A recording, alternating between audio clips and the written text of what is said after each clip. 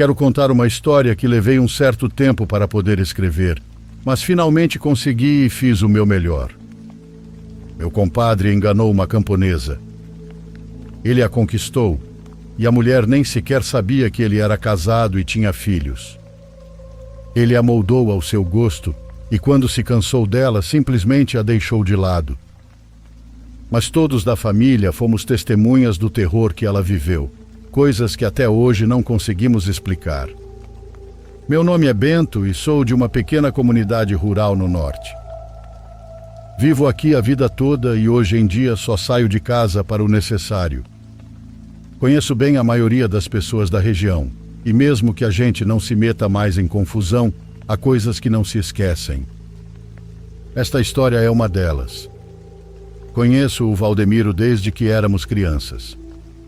Frequentamos a mesma escola e tínhamos que ir descalços, porque em casa nem sempre havia dinheiro para sapatos.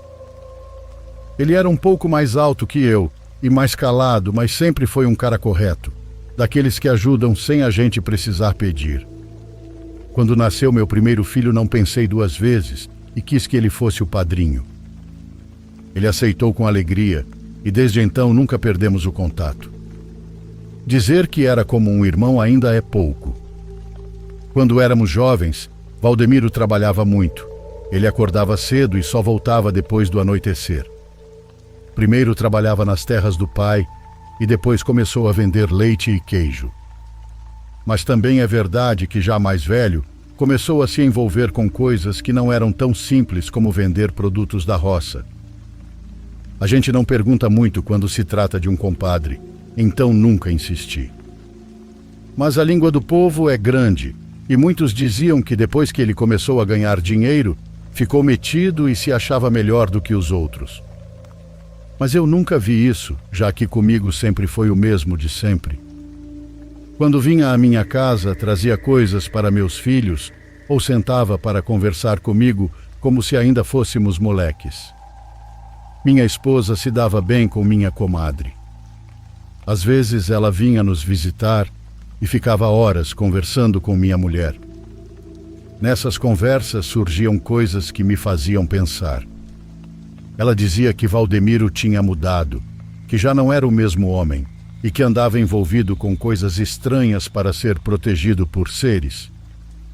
Tudo isso era por causa dos negócios em que estava metido. Eu não entendo muito disso, mas lembro que em várias ocasiões o vi mais sério do que o normal. Às vezes ele me encarava em silêncio por alguns segundos, como se estivesse decidindo se devia me contar algo, mas depois dava uma risada ou mudava de assunto. Algo que eu sempre admirei no meu compadre era o jeito como tratava meus filhos. Ele os amava de verdade, e quando podia trazia brinquedos ou roupas bonitas. E quando não podia, pelo menos os fazia rir tentando criar aqueles brinquedos de roça. Os filhos dele vinham sempre brincar em casa e se davam bem com os meus, principalmente os mais novinhos. Às vezes passavam quase toda a tarde no quintal, brincando entre as árvores ou inventando histórias. Mas também havia coisas que não dava para ignorar. Aos poucos ficou claro que o casamento do meu compadre já não era como antes. Eles não diziam nada, mas a gente sentia. No povoado, se ouvia que a comadre saía para procurá-lo à noite e que fazia escândalos quando o encontrava. Uma vez disseram até que ela quebrou os vidros da caminhonete dele, mas como eu não vi nada, não me meti. Às vezes minha comadre vinha até minha casa e desabava chorando com minha esposa. Também se dizia que meu compadre tinha outra mulher. Não era algo confirmado, mas em terras pequenas, quando se ouve, é porque tem algum fundo de verdade. Diziam que uma mulher lá de baixo o esperava toda sexta-feira, que ele levava mantimentos e dinheiro para ela. A única coisa que posso dizer é que, embora ele continuasse sendo o mesmo comigo, com a família dele já não era. Não foi por fofoca nem pela esposa dele que eu soube. Foi ele mesmo quem me contou, numa tarde em que estávamos sentados embaixo de uma árvore. Estávamos sozinhos e foi então que ele me disse a verdade. Ele contou que estava conquistando uma moça de outro povoado uma que morava quase na beira de um morro.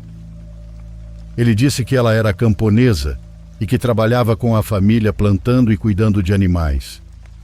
Fora isso, disse era muito bonita e que o tratava com doçura, sem cobranças ou brigas.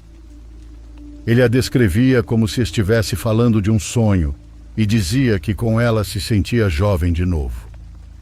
Também disse que gostava de levar presentes, como frutas, roupas e até perfumes. Era mais fácil fazê-la feliz do que sua esposa, foi isso que ele disse. Eu só ri baixo e fiquei calado, pois era difícil entender. Falei com calma que não fazia sentido arriscar uma família por algo assim. O que se constrói por anos não se recupera fácil se for destruído. Mas parecia que minhas palavras não faziam efeito. O pior foi quando ele me disse que a moça do campo nem sabia que ele era casado ou que tinha filhos. Ele estava enganando ela e dava para ver no rosto dele que estava apaixonado. Os olhos brilhavam quando falava dela e a voz ficava mais suave, como a de um jovem apaixonado. Era estranho vê-lo assim porque ele sempre foi sério e com uma cara de bosta. Mas com ela ele se transformava. Foi aí que entendi que ele não ia parar. Mesmo sabendo que era errado, já não conseguia voltar atrás. Nos meses seguintes, tudo saiu do controle. Foi como se meu compadre tivesse perdido o juízo. Já não era um segredo entre ele e a moça, pois ele colocou uma casa para ela no mesmo povoado, numa parte afastada onde quase ninguém passava. Era uma casa simples, mas completa. Ele comprou fogão, cama nova e até televisão com antena. E o pior não foi isso, já que ele andava com ela na caminhonete, sentada do lado como se fosse esposa. Eles passavam pela praça e pelas ruas onde todos os conheciam, como se não se importassem. Não é que a gente se escandalizasse com aquilo, mas doía. Digo isso porque meu compadre ainda morava com os filhos, aguentando fofocas e a vergonha. Muitas vezes a esposa foi atrás dele para pedir explicações. Ele só dizia que não a amava mais, que não podia continuar com ela. Uma tarde ele trouxe a moça na minha casa e minha esposa os viu chegando pela porta. Ela não disse nada para a mulher, mas chamou ele de lado. Ela falou com calma e cuidado. Disse que o considerava parte da família, mas que não podia permitir que aquela mulher entrasse em nossa casa. Não por ela, mas por respeito à comadre. Meu irmão não se irritou, só abaixou a cabeça, ficou em silêncio por um momento e depois foi embora. Mas já não tinha conserto. O dano já estava feito e o povo logo se encheu de fofocas. O mais triste era que, embora o criticassem, muitos não o viam com maus olhos. Alguns diziam que a culpa era da esposa, que ela não o tratava bem e que tinha se descuidado, como se tudo fosse responsabilidade dela. As crianças também sentiram. De um tempo para cá, já não vinham brincar e dava para ver a tristeza nos olhos deles quando iam para a escola. Não quero entrar em detalhes sobre todo o drama que se viveu nesses meses. Foi demais. Cada um tinha sua versão, sua opinião e sua raiva. Eu só posso falar do que vi e do que senti com os erros dele. Apesar de eu ter dito mais de uma vez para ele pensar bem no que estava fazendo, meu amigo não mudava, mas também não se afastava de mim. Ele basicamente continuava me tratando como um irmão. Em uma dessas vezes em que nos encontramos, ele me apresentou a moça. Não foi nada planejado. Estávamos na caminhonete, passamos pela casa dela e ela saiu com uma sacola na mão. Ela subiu com confiança, como se fosse a coisa mais normal do mundo, e foi aí que eu a conheci.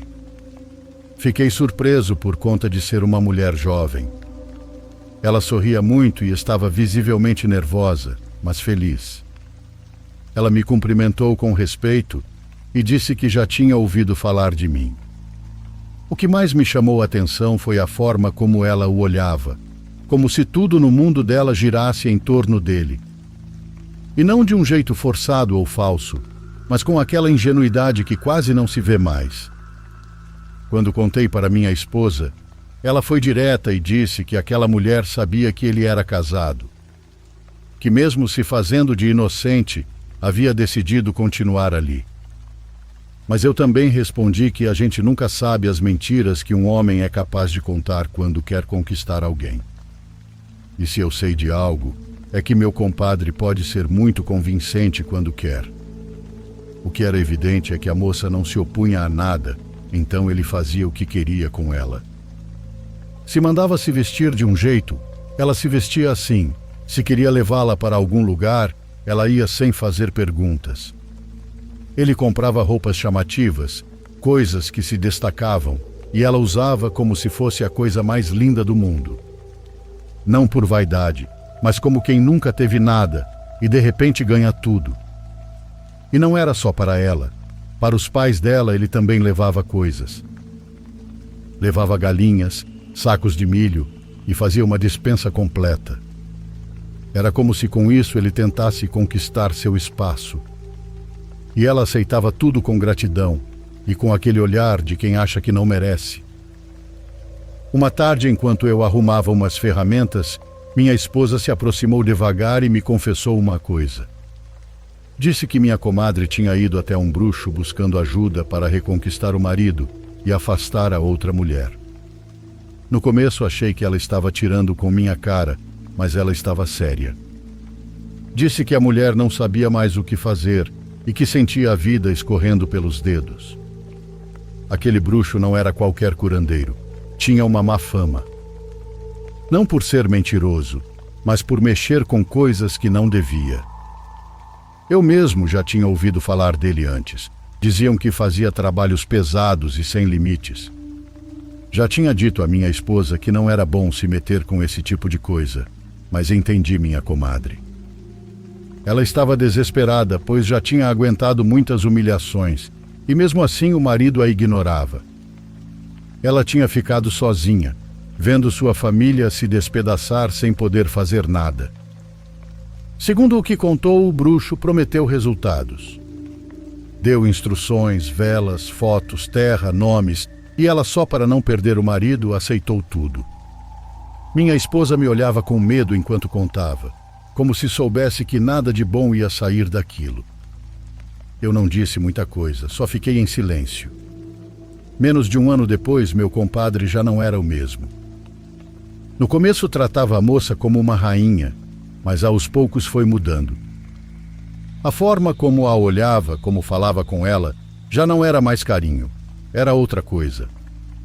Como irritação e desprezo.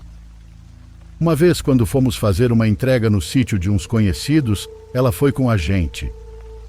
Foi calada e sentada no banco de trás. No caminho ele começou a zombar de como ela falava. Dizia que parecia que nem sabia ler e que falava tudo errado. Me senti desconfortável, como se estivesse vendo outra pessoa. Ela apenas abaixou a cabeça e não disse nada. Me deu vontade de falar algo, mas não era meu lugar. Com o tempo, ele nem levava mais ela na caminhonete, a mantinha trancada na casa que tinha dado para ela, quase como se fosse um móvel. Era como se aquela emoção de antes tivesse apodrecido por dentro. E o pior é que ele também não pensava em voltar para a esposa. Já não falava dos filhos, nem aparecia mais na casa. Em uma ocasião, enquanto conversávamos no curral, meu compadre me disse algo que me deixou pensativo. Sem que eu perguntasse, falou que sabia que a mulher estava fazendo bruxaria contra ele, que já tinha descoberto, mas que isso não o afetaria porque tinha um guardião que o protegia. Disse isso como se fosse nada demais, como quem fala de um cachorro que o acompanha. Uma noite já bem tarde, bateram na porta com urgência. Eu estava prestes a me deitar e minha esposa estava na cozinha lavando as últimas vasilhas. A batida foi desesperada, então abri sem pensar e lá estava meu compadre. Estava pálido, sem fôlego e tremendo. Ele disse que o filho dele não conseguia respirar, que de repente tinha ficado mal, como se algo tivesse entalado na garganta. Contou que algumas horas antes, o filho mais novo teve um episódio estranho. Estava comendo pão com leite, quando de repente levou as mãos ao pescoço, como se não conseguisse respirar. Disse que ficou roxo ao ponto de não conseguir tossir. Ele o levou correndo ao médico, sem nem trocar de roupa, e quando chegaram lá, o menino já estava bem, como se nada tivesse acontecido. O médico disse que não era nada preocupante, que talvez tivesse sido uma reação nervosa ou um susto. Uma semana depois aconteceu com a menina. Desde que acordou, estava esquisita. Ela não queria comer e dizia que estava com frio, mesmo com o sol forte. Reclamava de dor no estômago, os olhos apagados. Meu compadre nos contou por telefone pela manhã, mas não parecia grave. Pensamos que fosse uma gripe leve, e minha esposa foi vê-la levando um xarope caseiro consigo. Naquela mesma tarde, tudo piorou. Estávamos na casa deles porque minha esposa tinha levado um caldo para as crianças. De repente, a menina começou a tremer. Primeiro as mãos, depois os olhos ficaram marejados. Quando vimos, começou a chorar forte, desesperada, e o rosto ficou vermelho. Ela reclamava de dor no peito, dizendo que doía por dentro, e de repente começou a sair um líquido escuro pelo nariz. Era grosso, como se fosse terra com água, e escorria também pela boca. Foi horrível ver ela se contorcendo toda. Minha esposa a abraçava, tentava acalmar, mas era impossível. Peguei a menina no colo e corremos para o médico. Naquela noite, minha comadre se sentou diante de nós, com as mãos no rosto e chorando baixinho. Quando se acalmou um pouco, disse que achava que tudo era por causa do bruxo, que sentia no peito que aquilo tinha voltado contra ela, que o que tinha feito por desespero agora estava sendo pago pelos filhos. Ela disse que só queria o marido de volta e não queria machucar ninguém, mas agora sabia que tinha mexido com algo mais forte que ela. Me senti mal, não pelo que ela fez, mas por vê-la tão derrotada. Porque a gente pode errar, mas ninguém quer que os erros recaiam sobre os filhos. Naquela noite não consegui dormir direito, pois a imagem da menina ficou presa na minha cabeça. Aquele líquido escuro saindo pelo nariz e boca grudou na minha cabeça.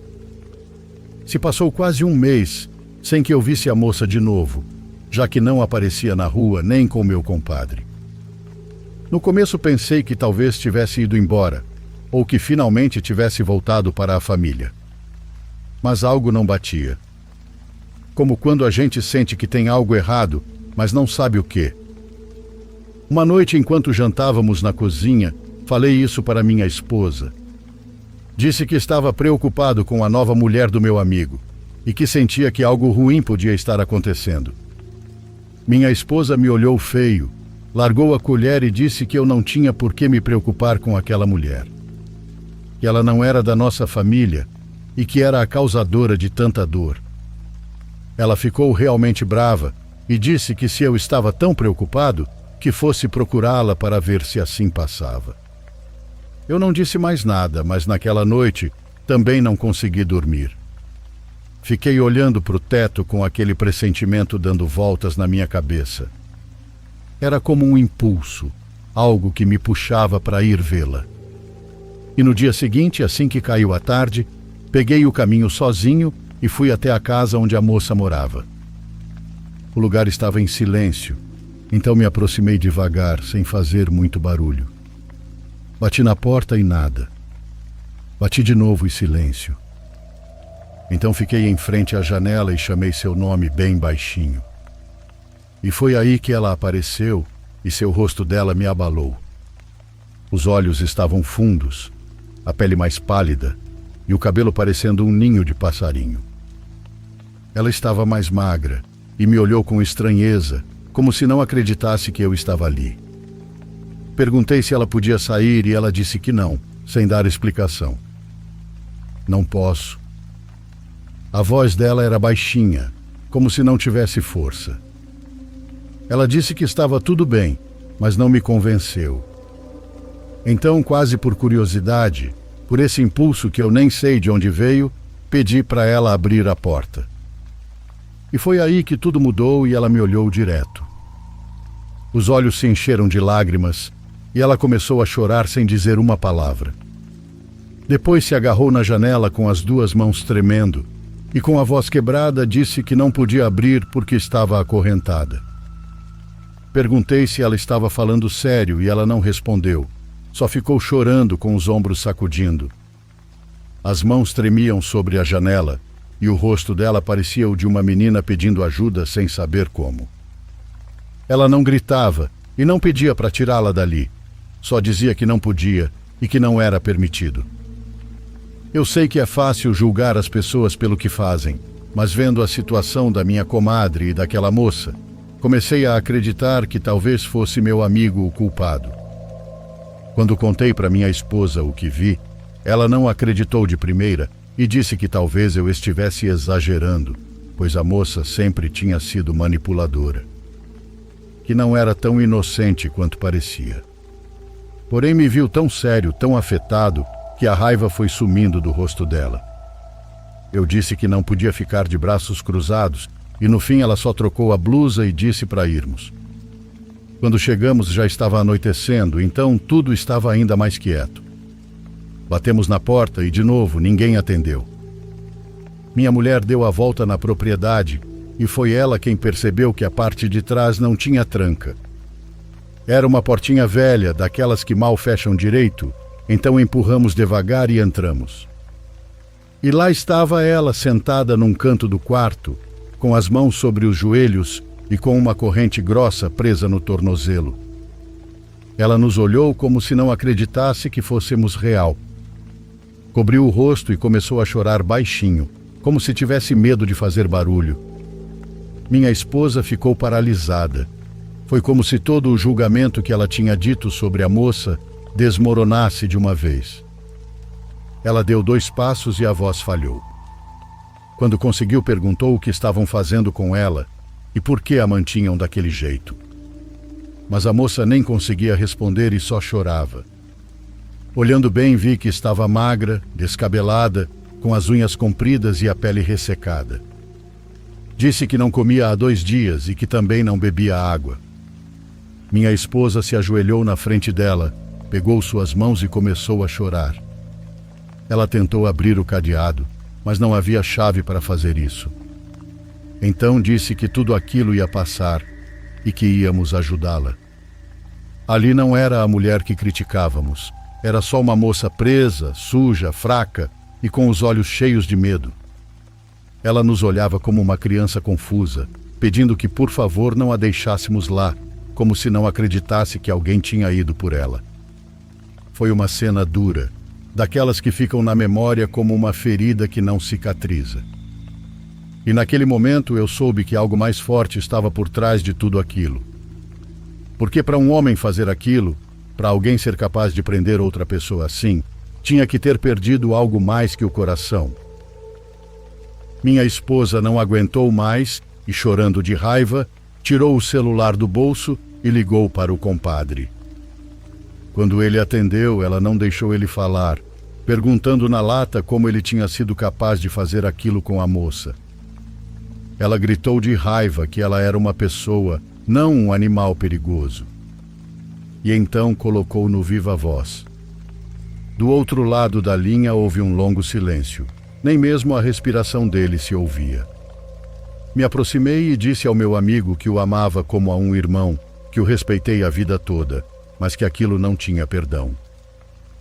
A pobre moça estava passando por algo que só um demônio faria. Eu não entendia em que momento o coração dele tinha endurecido tanto. Ele não disse uma palavra. Desligamos sem resposta e ficamos sentados em silêncio. Era como se tudo tivesse se torcido de repente e a gente não soubesse mais o que pensar. 1 hora depois, a caminhonete dele parou lá fora. Ele estava com o rosto seco e sem expressão. Não deu boa noite nem pediu desculpas. Só tirou uma chave do bolso e colocou na minha mão. "Para que tirem ela de lá? Eu não quero mais ver ela", disse e foi embora assim, sem olhar para trás. Voltamos à casa imediatamente, abrimos a porta dos fundos e fomos direto até ela. Quando nos viu entrar com a chave, os olhos se encheram de lágrimas. Ela não disse nada no começo, só esticou as pernas como conseguiu e quando tiramos a corrente ficou sentada, tremendo. Oferecemos ajuda para levantar e ao dar o primeiro passo fora do quarto, ela desabou no choro. Chorava forte, daqueles lamentos que vêm de dentro, como se até a alma estivesse chorando. Minha esposa a abraçou e ficou a segurando até que se acalmasse um pouco. Quando perguntamos se queria que a levássemos até os pais ou a polícia, ela disse que não queria que a vissem daquele jeito.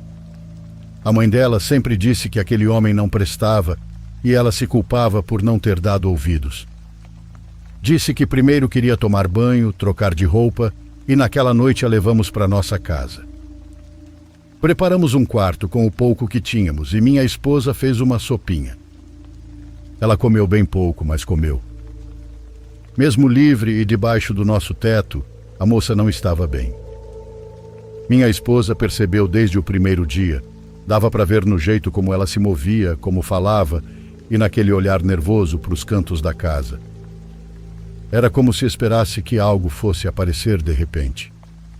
Na primeira noite não dormiu direito, pois ouvimos como se mexia muito durante o sono. Mas foi na segunda noite que tudo saiu do normal. Já estávamos deitados quando ouvimos o grito forte. Corremos até o quarto e a encontramos sentada na cama, com os olhos arregalados, olhando fixo para frente.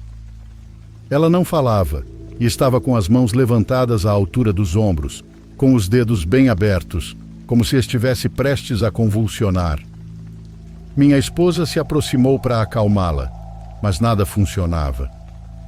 Demorou vários minutos até que ela voltasse ao normal. Depois se deitou de novo, sem dizer sequer uma palavra, como se não lembrasse de nada. Naquela noite não dormimos, e no terceiro dia, enquanto preparavam a comida, minha esposa não aguentou mais.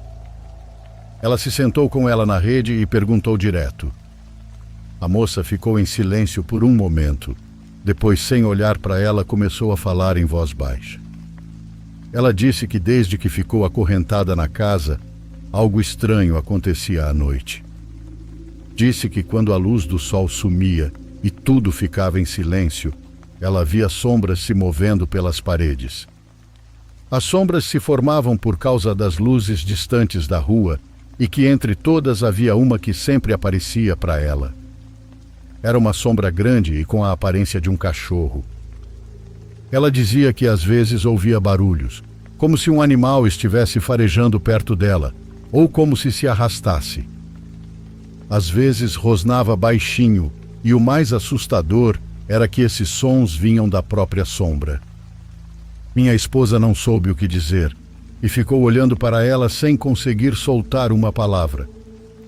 Algo tinha grudado nela, algo que não foi embora quando tiramos a corrente. A moça ficou conosco apenas mais um dia, pois ela mesma disse que queria voltar para os pais. Embora tivesse vergonha, mencionou que precisava estar com eles. Foi então que entendemos o quão realmente pobre ela era. A casa dos pais dela era feita de tábuas mal pregadas, com telhado de latão e alguns lençóis cobrindo os buracos onde já não havia mais janelas. Do lado de fora tinham galinhas magras e uma porca amarrada com uma corda velha. Não havia piso firme, apenas terra batida e um cheiro de umidade misturado com fumaça de lenha. Tudo era muito humilde, e mesmo assim a mãe nos recebeu com um sorriso, como querendo disfarçar a dor. Quando viu a filha, correu e a abraçou. Não parava de beijar o rosto dela e enchê-la de perguntas. A mulher estava muito preocupada com a aparência da moça, já que ela estava muito diferente. Sentamos em umas cadeiras velhas de madeira, enquanto a moça entrava no quartinho onde dormia. A mãe nos agradeceu com lágrimas nos olhos, dizendo que já fazia quase 15 dias que não sabia da filha. Ela estava desesperada, pois não tinha um telefone nem conhecidos que pudessem dar notícia dela. Ela saía a cada 2 dias para ver se passava alguém que levasse um recado ao meu amigo. Ela fazia isso pois não podia ir muito longe, já que o marido estava muito doente e ela cuidava dele. Em voz baixa nos contou que já sabia que aquele homem não prestava.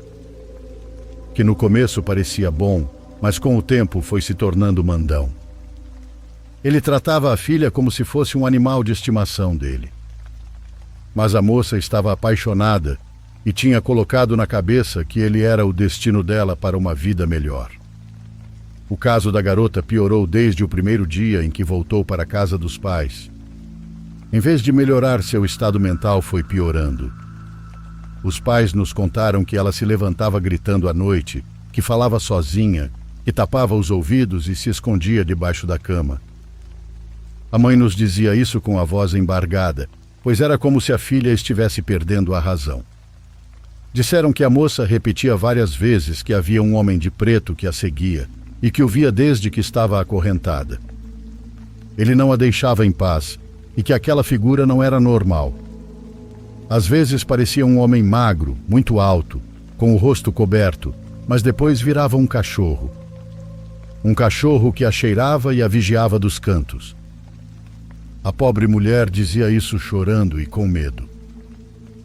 Quando minha comadre soube que a moça estava em nossa casa e que estávamos ajudando, foi como se algo tivesse se quebrado entre nós.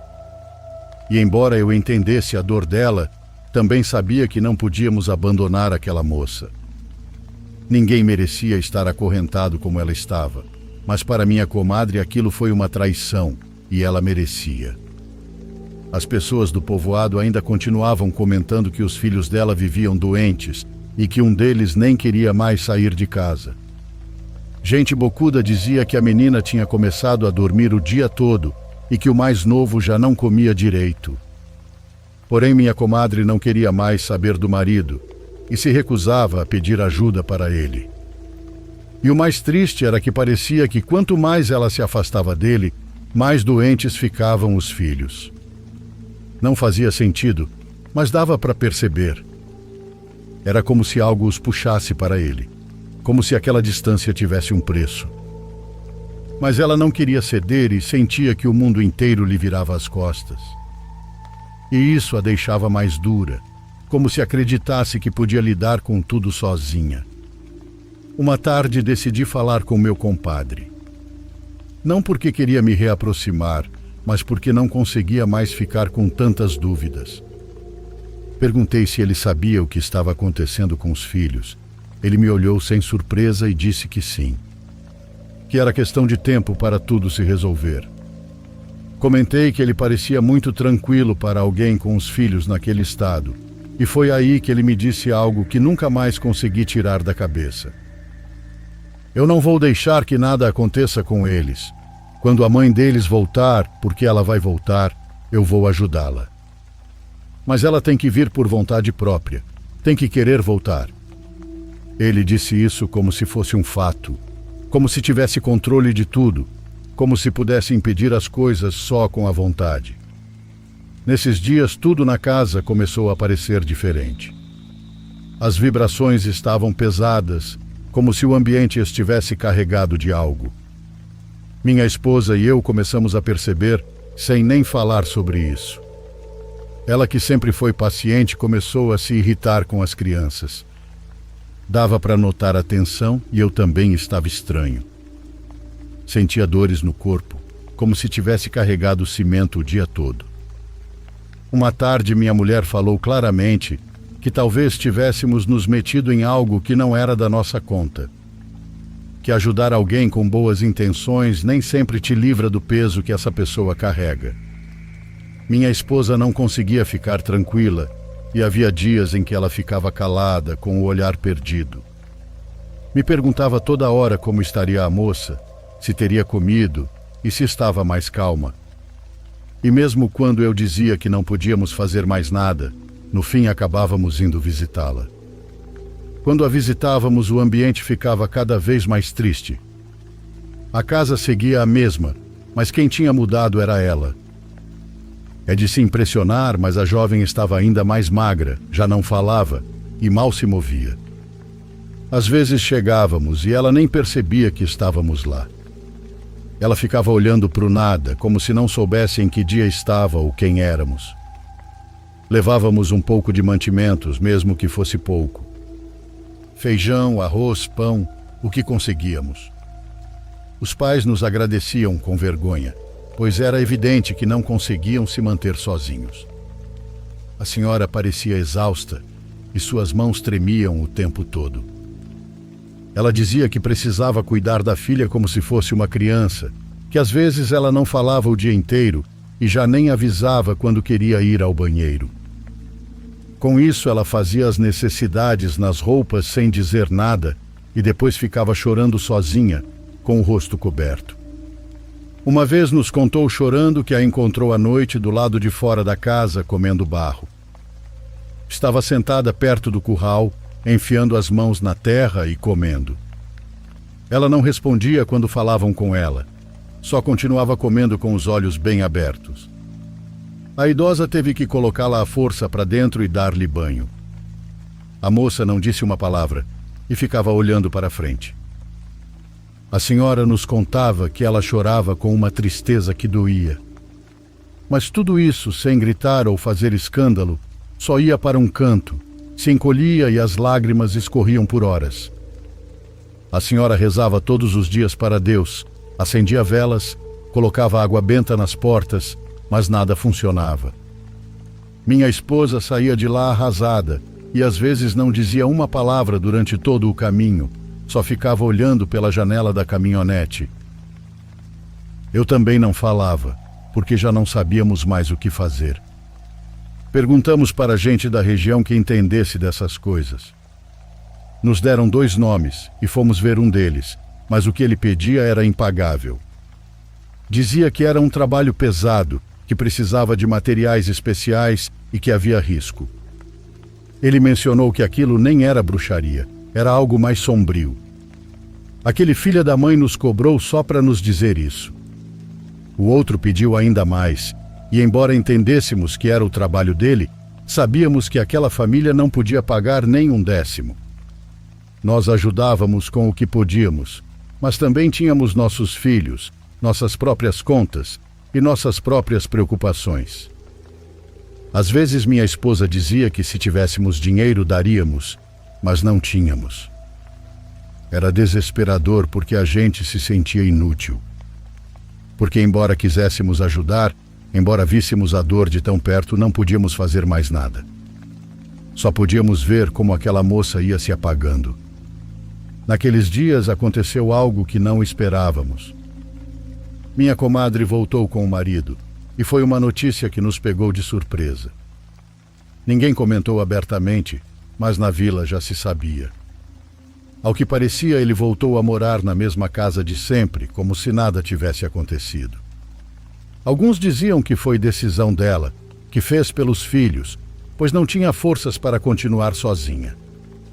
Outros diziam que foi ele quem insistiu, mas a verdade é que ninguém sabe o que os fez voltar a viver sob o mesmo teto. Para nós foi estranho, não porque achássemos errado, pelo contrário. Era melhor que estivessem juntos, e isso ajudava os filhos a melhorarem. Mas o que doeu mesmo foi que, mesmo assim, minha comadre continuava sem falar com a gente. Nenhuma palavra, nenhum olhar. Era óbvio que ela ainda estava magoada, como se não houvesse jeito de limpar o que ela sentia que tínhamos feito.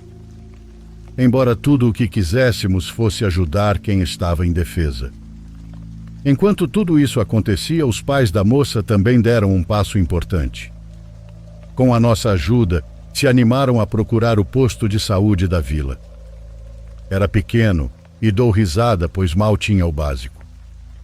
Mas o médico que estava lá era um homem gentil, desses que não te olham com desprezo mesmo que você chegue com a barriga roncando. Ele os recebeu bem e ouviu com atenção tudo o que lhe contaram, sem fazer cara feia. Ele examinou a moça e não disse nada alarmante, mas pediu que voltassem toda semana para poder observá-la com mais calma. Fora isso, deu-lhes uma lista simples de comidas que podiam preparar para ela. Coisas fáceis de digerir e que ajudassem a ganhar peso sem causar reações. Parece que também deu conselhos para deixá-la mais tranquila. O próprio médico começou a se movimentar e disse que ia tentar arranjar um jeito para que ela fosse atendida em uma cidade próxima. Ele não prometeu, mas dava para ver que queria ajudar. E isso ao menos deu um pouco de esperança aos pais. A gente seguia ajudando no que podia, como dando carona para eles. Se precisavam de dinheiro para a passagem ou para compras, dávamos o pouco que tínhamos. E mesmo que não tivéssemos mais o mesmo ritmo de antes, sentíamos que ao menos estávamos fazendo algo que fazia diferença. Talvez muitos na vila nos julgassem por ajudar a garota, mas a jovem estava muito, muito mal. Com o passar das semanas, o estado da moça seguia piorando. Já não era só o olhar perdido ou o corpo magro. Era como se a cada dia que passava, sua alma se apagasse um pouco mais. Quase não falava mais. Não respondia às perguntas e havia dias em que nem sequer saía da cama. A mãe dela dizia que ela não dormia bem, que não tinha febre, mas suava como se tivesse. Uma vez que fomos visitá-la, minha esposa notou que seus dedos estavam cheios de feridas. As pontas estavam vermelhas, algumas infeccionadas, e ela nem percebia. Era como se já não sentisse dor, e ela os mordia até dormindo. Nos sentamos com ela no quintal, levamos frutas e um pão. Ela não tocava em nada, só ficava olhando para o chão. Era difícil não lembrar da moça que sorria por qualquer coisa, que cumprimentava com educação e que falava baixinho, mas com doçura. Aquela jovem já não estava ali, só restava uma casca vazia. E foi exatamente isso que a mãe dela nos disse quando perguntamos se havia notado algo novo. Eu sinto que me entregaram ela vazia, disse como se algo a tivesse levado. Isto que eu tenho aqui não é minha filha. Disse que havia momentos em que a abraçava e não sentia nada, que ela não retribuía o abraço, nem a olhava nos olhos. Isso era verdade, já que tinha que vesti-la, pentear seu cabelo e alimentá-la à força. Ouvir aquilo nos destruiu, já que não sabíamos o que responder. Naquela mesma tarde, decidi ir procurar meu compadre. Liguei para o celular dele com calma, sem cobranças. No começo, ele respondeu normalmente, perguntou pela família e fingiu que nada tinha acontecido, até que mencionei a moça. Sua voz ficou seca e disse que não queria saber de nada relacionado a ela. Que para ele não fazia sentido continuar falando de algo que já não existia. Insisti, disse que ela estava muito mal e que os pais estavam desesperados. Que com tudo o que ele tinha vivido com ela, ao menos podia ter um pouco de compaixão. Eu não obriguei ela a ficar. Eu já refiz minha vida. Que cuidem dela os que quiserem carregar esse peso. Foi o que ele disse e nada mais. Antes que o médico do posto pudesse nos dar uma resposta concreta sobre a possibilidade de transferi-la para um tratamento mais completo na cidade, a moça faleceu. Foi de repente, assim sem aviso. Aconteceu numa manhã em sua cama, na mesma casa onde a tínhamos visitado tantas vezes. Seu coração simplesmente parou. Não gritou, não fez barulho, não pediu ajuda, apenas se foi. Foi a mãe quem percebeu quando foi acordá-la como sempre, com a intenção de ajudá-la a levantar. A encontrou deitada com a cabeça virada para o lado, coberta até o peito e com os olhos fechados. Ao tocá-la, soube que algo estava errado, pois sua pele já não tinha o calor de antes. Ela ficou ali sentada ao lado da filha e o marido chegou pouco depois. E sem dizer nada, sentou do outro lado da cama. Assim passaram as horas, segurando sua mão, falando baixo, sem chorar muito. Chegamos à tarde em uma dessas visitas que fazíamos por hábito. Batemos na porta e ninguém respondeu, então entramos devagar. A casa estava em silêncio e foi então que vimos a cena. A mãe sentada à beira da cama, com a mão da filha entre as suas. O pai estava numa cadeira velha, com os olhos vermelhos mirando o chão. Minha esposa foi a primeira a entender. Sua voz falhou e ela se aproximou. A mãe olhou para ela com os olhos cheios de algo que não era só dor, mas resignação. E sim, apesar de tudo, seu rosto tinha outra expressão. Não havia tensão, nem medo, nem aquele tremor constante que a acompanhava, Só uma calma que nunca tínhamos visto antes. Era como se finalmente algo a tivesse soltado. Como se aquilo que a arrastava não tivesse mais controle sobre ela. Ficamos ali por um bom tempo, e quando examinaram o corpo disseram que provavelmente foi uma parada cardíaca.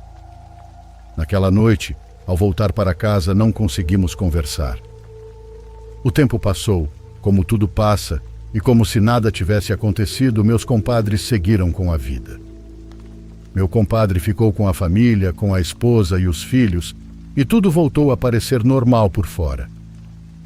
Ele trabalhava nos seus negócios, cumprimentava e passava pela praça na sua caminhonete. As pessoas o tratavam igual, como se o que aconteceu tivesse sido apagado. Com minha comadre, as coisas foram diferentes. Não de repente, mas com o tempo a relação com ela foi melhorando pouco a pouco. Não houve desculpas nem explicações, apenas olhares menos duros, cumprimentos tímidos e comentários breves. Mas nunca falamos sobre isso com ela, nem uma única palavra sobre o que aconteceu. O assunto ficou enterrado naquele canto onde a gente sabe que não deve voltar. Não por medo, mas porque remexer só traria mais dor. Com os anos, essa relação foi se tornando mais tranquila, mas nunca voltou a ser como antes. Os pais da moça ainda estão vivos, gente boa e calada, que nunca pediu nada e que sempre agradeceu até o menor gesto. Continuamos visitando-os de vez em quando, não com a mesma frequência de antes, mas o bastante para que saibam que não estão sozinhos. Levamos algumas coisas quando podemos, e às vezes conversamos um pouco sentados no quintal. Às vezes a vejo sentada na cama, em silêncio, com o olhar sereno. Nunca me fala nada e talvez nem precise. Nas noites tranquilas, minha esposa e eu falamos sobre tudo o que aconteceu. Dizemos que às vezes parece que tudo foi um pesadelo, uma história tão retorcida que custa acreditar que foi real. A única coisa da qual temos certeza é que ainda sentimos dor por aquela jovem e pelos pais dela, que não mereciam nada daquilo. Eles só queriam o melhor para a filha, e o único erro deles foi confiar demais. Acreditaram em alguém que nunca foi sincero com ela, e no fim tudo o que receberam foi silêncio. Um silêncio longo, pesado, que ficou naquela casa para sempre.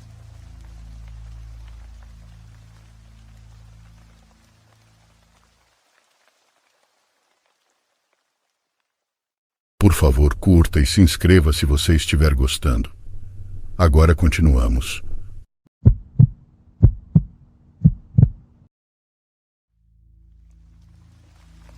Gostaria de compartilhar com toda a comunidade essa história que aconteceu há 3 anos. Eu não fui a principal protagonista, mas presenciei todo o ocorrido. Foi quando meu cunhado faleceu que vivi pela primeira vez um encontro com o inexplicável. Tudo começou no dia 10 de maio de 2015. Meu marido e eu estávamos nos arrumando para ir a uma confraternização com minha família, quando de repente o telefone dele tocou. Era um amigo dele perguntando se ele tinha visto seu irmão. Pensei em compartilhar o apelido dele, mas essa notícia saiu em todos os lugares e muita gente o conhecia, então prefiro não mencionar. Bom, meu marido respondeu ao amigo que não, que já fazia alguns dias que não o via. Eles começaram a ligar para diferentes membros da família, mas ninguém sabia nada sobre ele. No dia seguinte o encontraram em um hospital da cidade, extremamente espancado e em estado crítico. Ele ficou internado por 1 semana, e justamente no dia 18 de maio, o dia do seu aniversário, ele faleceu. Naquele dia ele completaria apenas 18 anos. Era só um garoto. Fomos todos para a casa da minha sogra para apoiar meus cunhados, meu marido e ela, já que o meu cunhado falecido era o mais novo da família. Naquela noite começaram a chegar amigos e familiares. Minha sogra estava em choque, não comia, não falava, apenas sentava-se olhando fixamente para a porta, como se estivesse esperando que seu filho entrasse a qualquer momento. Meu marido, que até então tinha se mantido forte, desabou em lágrimas. Chorava com uma dor tão profunda que sua tia o tirou da casa para acalmá-lo, e eu fui atrás deles. Deitamos ele no porta-malas do carro da minha sogra, para que pudesse respirar melhor. E foi então que aconteceu algo completamente fora do normal. O carro que estava desligado se ligou sozinho e começou a acelerar como se alguém estivesse pisando no acelerador. O rádio também se ligou de repente com o volume no máximo, tocando exatamente a música que meu cunhado amava ouvir. Minha sogra saiu muito irritada, achando que alguém tinha colocado a música de propósito. Mas nós que estávamos parados bem atrás do carro, apenas nos olhávamos sem entender o que estava acontecendo. Naquele momento senti um medo enorme, daqueles que te paralisam, e só consegui ficar olhando enquanto as pessoas se aproximavam do carro. Quando virei a cabeça para o lado esquerdo do carro, vi algo que jamais vou esquecer. Era como se fosse uma massa escura estivesse sentado no banco do motorista, segurando o volante com as duas mãos e olhando para frente. Eu posso jurar que era ele, que era o meu cunhado. Tentaram abrir o carro, mas as travas não respondiam, como se algo ou alguém não quisesse que abrissem. Eu, como se estivesse em transe, me aproximei sem pensar, até que algo dentro de mim me fez reagir e saí correndo. Bem em frente àquela casa mora minha tia, e entrei direto na casa dela, fui para o quarto e me escondi como uma criança assustada. Não conseguia tirar da cabeça a imagem daquela silhueta ao volante. Mais tarde, naquela noite, implorei ao meu marido para irmos embora para nossa casa e felizmente ele aceitou. Eu não podia ficar nem mais um minuto ali. Não conseguia. Gosto de pensar que no momento em que meu marido desabou em lágrimas, a alma ou essência do irmão quis se manifestar, talvez para que ele não se sentisse tão sozinho em sua dor. Eles se amavam muito, mas não eram de dizer "eu te amo". Eram mais do tipo de irmãos que demonstram o amor com atitudes. Gostei de imaginar que esse gesto foi a forma dele consolar a família e de dizer: "estou aqui e vou ficar bem". Também gostaria de mencionar que a pessoa que o matou ainda está presa. Dizem que naquele mesmo dia ele matou outra pessoa, cumprindo uma espécie de exigência feita por vozes dentro de sua cabeça. Obrigada por ouvirem minha história, comunidade.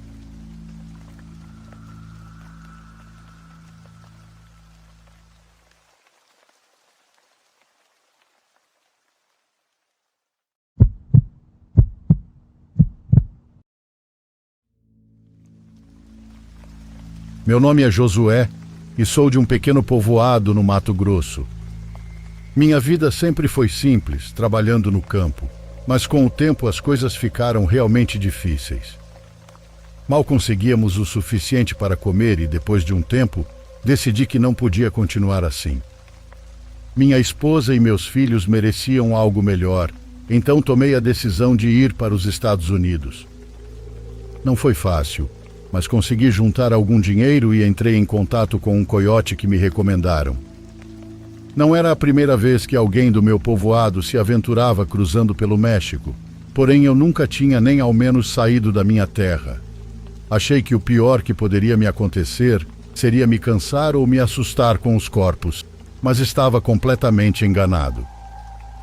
Éramos um grupo de talvez 7 pessoas, pelo que me lembro.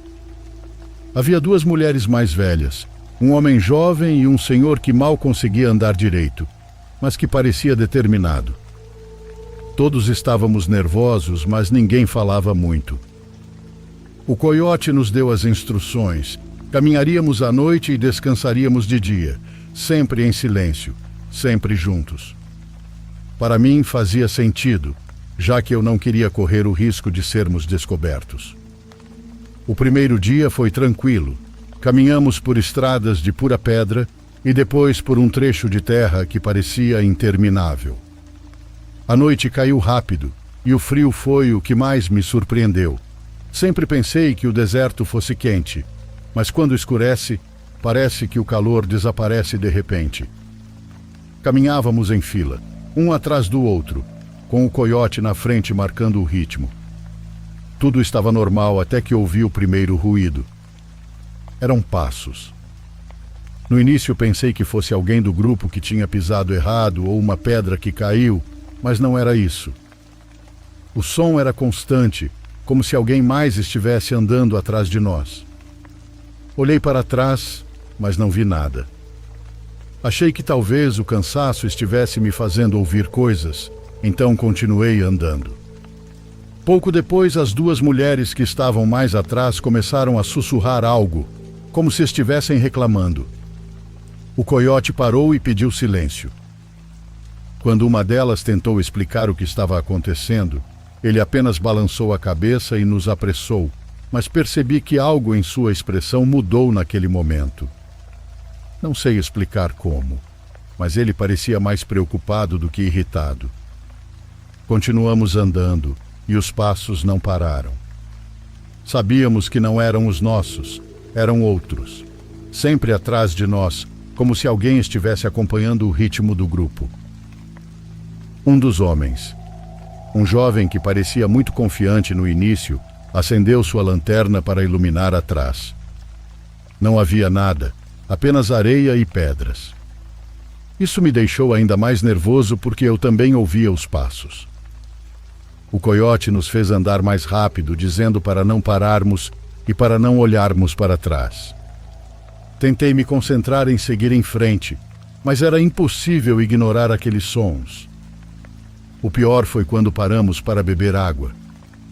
Estávamos em absoluto silêncio e foi aí que os passos se tornaram claros, como se alguém estivesse se aproximando. Passos lentos, quase arrastados, mas que vinham diretamente em nossa direção. O senhor mais velho, que mal conseguia andar, levantou-se de repente e disse que tinha visto algo. Todos olhamos para onde ele apontava, mas não havia nada. O coiote mais uma vez nos disse para não perdermos tempo e continuarmos. Ele nos assegurou que era o vento movendo a areia ou ecos de nossos próprios passos, mas ninguém acreditou nele. Eu vi seu rosto. Ele também sabia que aquilo não era normal. Enquanto caminhávamos, um dos homens que estava mais atrás nos chamou e mostrou algo na areia. Eram pegadas descalças, perfeitamente marcadas. Não eram nossas. Estavam muito próximas das nossas, como se alguém tivesse caminhado bem atrás, mas não havia ninguém. Não sei se era o medo ou o desespero, mas o grupo começou a andar mais rápido. Ninguém dizia nada e o ambiente estava muito pesado, como se todos soubessem que algo estava errado. Os passos continuavam, constantes e cada vez mais próximos. Houve um momento em que pensei que podia sentir a respiração de alguém atrás de mim. O jovem acendeu sua lanterna novamente e gritou. Disse que tinha visto uma sombra que se movia entre as pedras. Ninguém mais viu, mas também não o chamamos de louco. O coiote nos apressou, dizendo que faltava pouco para chegarmos ao limite do deserto, onde estaríamos seguros. Mas enquanto avançávamos, os passos começaram a soar mais altos, como se agora fossem muitas pessoas atrás de nós. De jeito nenhum paramos, e ninguém queria olhar para trás. Quando finalmente chegamos ao limite do deserto, tudo parou de repente. Os passos, o barulho, tudo. Ficamos parados por um momento, tentando entender o que tinha acontecido. Foi então que um dos homens apontou algo no final do caminho, e lá no fundo vimos várias sombras paradas à distância. Elas não se mexiam, apenas estavam ali, como se estivessem nos observando. Fomos obrigados a ignorar e seguir em frente, sem dizer nada, até que deixamos o deserto para trás. Não sei se o que ouvimos era real, se estávamos delirando, mas ainda tenho pesadelos com aqueles passos. Sempre que penso no deserto, lembro-me daquela noite. Às vezes prefiro acreditar que foi cansaço ou nossa imaginação, mas no fundo, sei que há coisas que não têm explicação.